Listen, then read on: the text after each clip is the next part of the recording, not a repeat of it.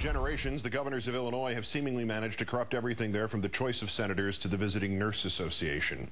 Yet in our fourth story in the countdown, Ron Blagojevich today became the first of them ever impeached. And not only is he still refusing to resign, he is claiming he is the victim there. Our fourth story in the countdown, as he took a jog this morning in the snow, the Illinois House voted 114-1 in favor of impeachment and precipitating a trial in the Senate that will likely begin in the last week of this month, maybe sooner. Hours after that decision, the governor took to the podium to share his extraordinary interpretation of today's events.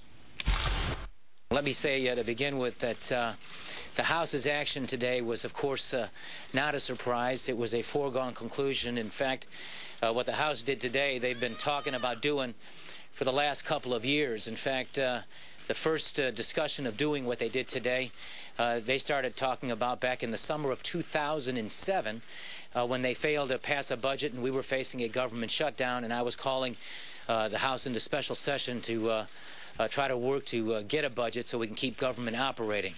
So this is not something that came as a complete surprise to me.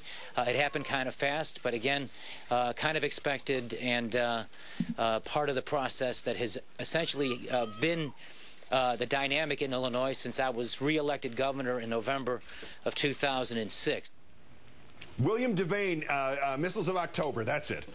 What followed was a 10-minute messianic rant about how the House has been out to get him because of all the good he has done. Blagojevich even brought props. The families he says he helped and for whom he's being impeached. In my view, those of us who make the rules ought to be able to follow a simple lesson that I was taught to believe in Sunday school, called the Golden Rule, that you should do unto others as you would have others do unto you. And so from the moment of my re-election, I've been pushing and prodding the House to expand health care. And unfortunately, they've consistently stood in the way of those expansions. So the House's action today and the causes of the impeachment are because I've done things to fight for families who are with me here today. Then came specific examples and specific families, like prescription drugs from Canada. A lot of senior citizens in Illinois have had the benefit of being able to afford their medicine at prices they can afford. The House is impeaching me for that. Is that an impeachable offense? How about preventive female health care? We have the Illinois Breast and Cervical Cancer Program, the only one of its kind in America that allows for all 2,000 uninsured women in our state to get those mammograms, get the cervical cancer screenings. That's a life-saving program the House would not act on. I found a way with our lawyers to do it around the legislative process. My question to you, is that an impeachable act? The governor finally showcasing a teenager who could not afford surgery under state guidelines. We intervened and acted in a way with legal advice around the legislature. Omar Castillo got that surgery. He got his liver. He's now alive and well and is going to live a long and full and happy life. Is that an impeachable offense? He's saying he wasn't alive before. Not once did he mention what actually forced this impeachment issue, his alleged attempt to sell the Obama Senate seat, choosing instead to attest his innocence and paint himself as the only defender of the people of Illinois. I have a job to do for the people. They hired me to not just say that I'm for things that could help them, but they hired me to fight for them. And I'm going to fight for them every step of the way, because if I didn't fight for them, the results that we've provided for people would not have happened.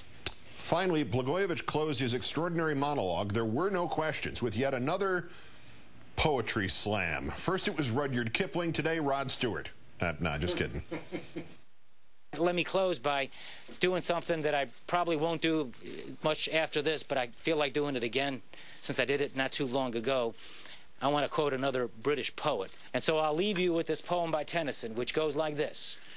Though we are not now the strength which in old days moved earth and heaven, that which we are, one equal temper of heroic hearts, made weak by time and by fate, but strong in will, to strive, to seek, to find, and not to yield. Thank you.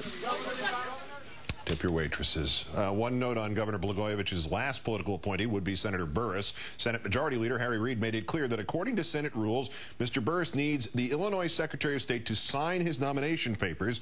And while the Illinois Supreme Court today ruled that the latter does not need to happen, the Senate still disagrees. The senior senator from Illinois, Dick Durbin, saying Mr. Burris will not be seated without the autograph, adding that the best thing to do would be to wait until after Blagojevich's impeachment and let a new governor fill that seat.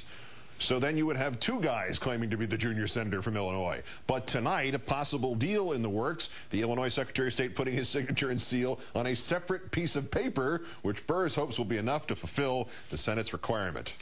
Cut and paste.